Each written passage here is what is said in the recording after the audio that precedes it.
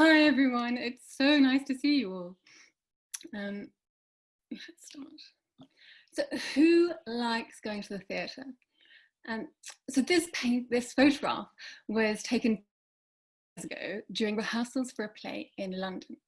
And the play was set in the 1970s in a factory in the north of England. And it's a drama about the factory's British Asian workers. So what on earth does this have to do with the Mughals? Well, this show at the Sam Wanamaker Playhouse was adapted from a 17th century work by John Dryden. And that play was called Aurangzeb, a Tragedy, which was first performed to Charles II in 1675. And Dryden's play was set in 17th India, and its loose subject was the politics of the 17th century Mughal court, and its title character, the Mughal prince Aurangzeb, so more on him later. But not long after this, at the court in Dresden, this extraordinary piece of Baroque artistry called The Grand Mogul's Throne was unveiled for Augustus the Strong, the Elector of Saxony. And it depicts in these gold enameled figurines on a silver stage the court at Delhi on Aurangzeb's birthday by the wonderfully named goldsmith Johann Dinglinger. So here we have two cases of 17th century European rulers, writers, and artists thinking about and creating art about contemporary India. But today I want to focus on a third case, and that is the case of Willem Schellinks, because I believe that Schellinks was the first and the greatest artist of 17th century Europe to engage with India. So 20 years before Dryden's play and 50 years before Dinglinger's Golden Extravaganza, Schellinks painted these four paintings of Aurangzeb's father. So the Mughal Emperor Shah-Jahan, Jahangir, who we just thought was Shah-Jahan's father, and paintings by Schellinks depict him and his sons. So I work on the South Asian art in the Royal Collection, and the painting on the upper left of is one that I discovered just by chance a few years ago in the stores of Hampton Court Palace. And this painting led me on an extraordinary journey of discovery and exploration into the life of this work of this wonderful but very little known painter, Willem Schellinks. So even these Mughal-inspired paintings of his are considered mere Orientalist fantasies. So today I want to show you them in a different light. And we're going to look at them closely and then consider how, when, why he painted them. But first, who was Schellinks? Well, Schellinks was a painter and a poet in 17th century Amsterdam. He earned his living as a commercial artist, and he's best known for paintings like this. So the usual thing that Dutch bourgeois society of the 17th century couldn't get enough of. So far, not very exciting. But at the time Schellinks was painting these rather dull scenes, something exciting was happening in Amsterdam, and that was the boom of the Dutch East India Company. So the Dutch East India Company traded across Asia, bringing spices and other exciting goods back to Europe. Now the Mughal Empire at this point was and stronger than any European power, and it was ruled by Shah-Jahan, whose four sons were governors of the four major provinces of his empire. Now the Dutch company's main office in India was in the biggest Mughal port city called Surat on the western coast, and it was company employees returning to Amsterdam from India that Willem Schellinks learnt exciting tales about this rich and exotic foreign imperial family. And as we've seen, he painted paintings of them. Start by looking at the first of Schellinks' four Mughal-inspired paintings. This is the one in the Royal Collection. So here we have Shah-Jahan having a picnic and watching some dancing girls. If we take a close look Beside Shah-Jahan here is his son, Darshako, who's in discussion with his spiritual mentor, Mullah Shah.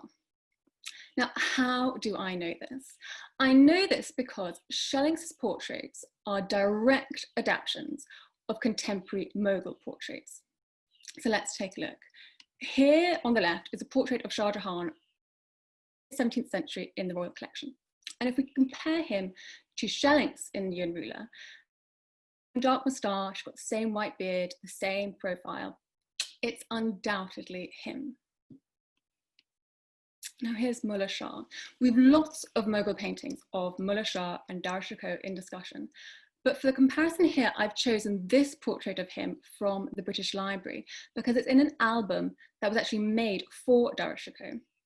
And you can see he's got the same white beard, the same round turban, and on the left he's holding a manuscript, on the right he's holding a scroll, both signifying his scholarship. And if we look at the female musician in the foreground of the painting, we see this woman playing an instrument. And you can see that Schellinks is imitating the style of like Mughal pearl headdress and ear ornament. So there's no doubt that Schellinks is looking at the real deal. Now, 17th century Mughal albums consist predominantly of portraits of the imperial family and members of their court. And these albums and their contents were copied and circulated like print copies of paintings were made in Europe. So by comparing Schellinks' paintings to existing models such as this, to existing Mughal paintings in we get a good idea of the type of material that he was looking at. Next, let's move on to another. This is Shah-Jahan and his 4 sons on horseback on a hunting exhibition, now in Doha. So Shah-Jahan in the center turns to his sons and he appears to say, "Oh look, there's an elephant hunting a rhino." And 3 of his sons are facing him and they appear to say, yes, how interesting. But the son on the right turns away and it's as if he's saying, oof, as if we haven't seen that before. Now, if you look at another mid-17th century Mughal painting made for Shah-Jahan, depicting his sons, we can really see that Schellinks has undoubtedly used a similar source. He's even picked the amazing Mughal embroidered hunting jackets, this little sleeveless brocade coat that the figure on the right is wearing. And one in the middle has a falcon perched on his wrist. Now, one detail that I think is really interesting that Schellinks has picked up on is this hand on hip pose. So we think of this as like a teenage girl power pose, but this was Darshako's signature look, as you can see in this portrait of the young prince in the royal collection. And you can see in that Schellinks has used this hand on hip pose to create a mirror image between the sun on the left and the one looking away.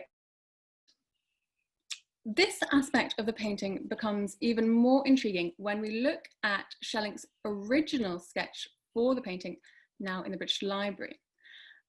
We notice some really important differences in the composition. So, sun on the left, same hand on hip, looking out.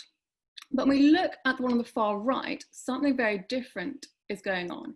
He's looking at the same way as the others, and he's holding this. But this is the final painting. So what's going on? Here in the final painting, we have this mirror image between the 2 suns on the 2 extremes. They're the exact opposite of each other. This is interesting because there was a well-known, skipping ahead. There was a well-known rivalry between 2 of Shah-Jahan's sons. On one side, we have Shah-Jahan's favorite son, who we've just seen, Darshako, who was very spiritually and intellectually curious. And then on the other hand, we have the very serious and minded Aurangzeb, who spent most of his time on the battlefield. So, is Schellinks depicting this rivalry? Did he learn about the goings-on of the imperial family and change the composition to reflect that? Well, the next painting might give us a clue. here we have something very different. Is this a theatre? Is this a royal court? We have back Shah-Jahan again, seated with one of his daughters. And the foreground is occupied by this extraordinary parade of the four princes on these wonderful. Again, the prince on the right looks away. And at the top, we have something new. We have two earlier Mughal emperors, Shah Jahan's father and grandfather, Jahangir and Akbar, floating on a cloud at the top, looking down. Let's look at that. So here on the left, I have an apotheosis image of Jahangir and Akbar, now in the Bodleian Library. And this is from another album that was made for another of Shah Jahan's sons, Shah Shuja. And there are a few other known versions of this painting. So we again can see that Schellinks had a model. The details of the composite creatures are really wonderful. And you can see that he's undoubtedly looking at this Indian convention of composite animals made up of women playing musical instruments. And this is an example in the Cleveland Museum. And Schellinks has his woman with the drum in the middle in the exact same place. So what do you think this painting means? Well, in the late 1650s, Shah Jahan fell ill, and his four sons assumed that he would die. And because there's no law of primogeniture at the Mughal court, Shah Jahan's illness triggered a war of succession between his four sons. The Aurangzeb eventually won. He killed two of his brothers, including Dara Shikoh, imprisoned his father, and became emperor. And if we look again on the far right, he's looking away from the others. He's holding a bloody dagger. So it seems that we could read this painting as an image of Shah Jahan watching his sons play out the war of succession with his father and grandfather gazing on from heaven. In the Musée Guimet painting, we have the same theme, but just from a different angle. This time, Shah Jahan and his daughter are watching from off stage in the foreground, and they're having a arrangement very similar to what we saw in the first painting in the Royal Collection at the beginning. But the princes on the stage are in order as before, and if we look closely, the one on the right holds a dagger. So, despite never having been to India, Schellinks painted these extraordinary images that not just depict the Mughal emperor and princes of the time, but they also directly engage with Mughal politics and culture of the time. So now we've seen what he did, I want us to probe how, when, and why he painted these. Firstly, how did Schellinks get hold of these Mughal paintings? Well, we know that many of his circle, his friends and his patrons were involved in the Dutch East India Company. But there was one person very close to him who actually went to India, and that was his brother Lawrence. So like Willem, Lawrence Schellinks also trained as a draftsman, but he changed career to become a surgeon for the Dutch East India Company. And it's worth here looking at another sketch by Schellinks of an Indian subject, which is very different from what we've seen before. So this is his sketch of a yogi, so a Hindu holy man. He's chained himself to a tree. And below the sketch, Schellinks has written a description of what he calls a Hindustani saint named Yogis, whose devotees keep his lamp lit and bring him food and ash to smear all over his body. Now this is different because here Schellinks is not just copying painting. This is him drawing a description that he's heard from someone who's been to India and seen this with their own eyes. It's also worth comparing Schellinks' work to the Indian drawings of another contemporary Dutch painter. And that is, of course, Rembrandt, because Rembrandt very famously made pen and ink sketches of an album of Mughal portraits, 25 of which survive today. Now, when a few of these closely and compare them to details from paintings, I think it's safe to assume that they were looking at the same or very similar group of works. On the top left, we have Jahangir and Akbar. On the top right, we have Prince Aurangzeb. On the bottom left, we have Mullah Shah. And on the bottom right, we have Shah-Jahan. Most art historians believe that Rembrandt drew his sketches around 1655. In 1656, Rembrandt fell into financial difficulty and he had his collection. And in the sale inventory, this lists a book filled with curious miniature drawings of diverse origin, which many people have suggested included the Indian originals from which he made these sketches. So could this help us answer the questions of when Schellinks painted his paintings? Because Schellinks didn't date any of these Mughal-inspired paintings, and art historians usually put them at the end of his career, so after Shah Jahan's death in the late 16th or 1670s. However, I think we should suggest a much earlier date for these. Firstly, proof has recently emerged that Schellinks was looking at Mughal paintings before 1657, and that is a form of a poem. So remember at the start, I said that he was a poet as well as a painter. Well, in 1657, when Schellinks was 30 years old, he published a poem in praise of the art of India. And he talks of an artistic crown that started with the Babylonians, was handed to the Greeks, and then to the Romans, and then to the Germans, and then to the Dutch, and then to the French. But now he says the crown finds itself in India. And I've put here some lines of the poem from a translation made by a curator at the Rijksmuseum who discovered it. And we might want to come back to these later because I think there are some really interesting ideas in there.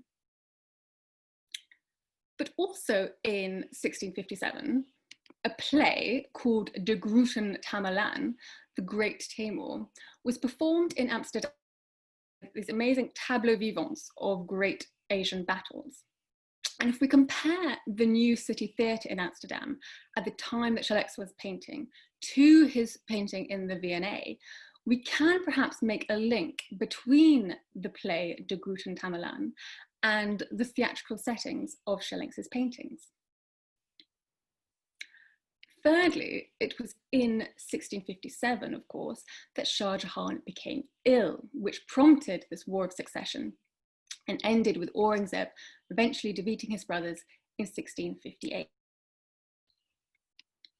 All the evidence therefore suggests that by 1657, Schellinks is looking at Mughal painting, hearing news of what's going on in India, and decides to paint contemporary Mughal history and politics as it happens.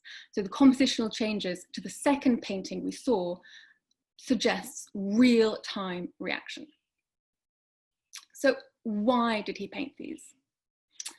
The answer is we don't know. We don't know who he painted them for. We don't know whether he came up with the idea or whether they were commissioned or how they ended up where they are now.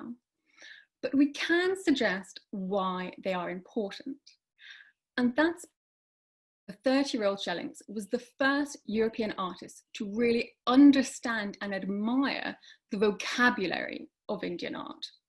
What he created was so original and completely different to the nationalist bourgeois art of his own commercial work that was typical of Dutch art at the time. But yet his paintings are viewed as mere Orientalist curiosities. You've all heard of Rembrandt, but most of you have never heard of Schellinks. Yet what he was doing was so much more in line with what contemporary artists are doing across the world today. Whether that is in theatre, in music, or in visual art, artists engaging with art and global politics to create innovative and original. That is what Schellinks was doing nearly 400 years ago.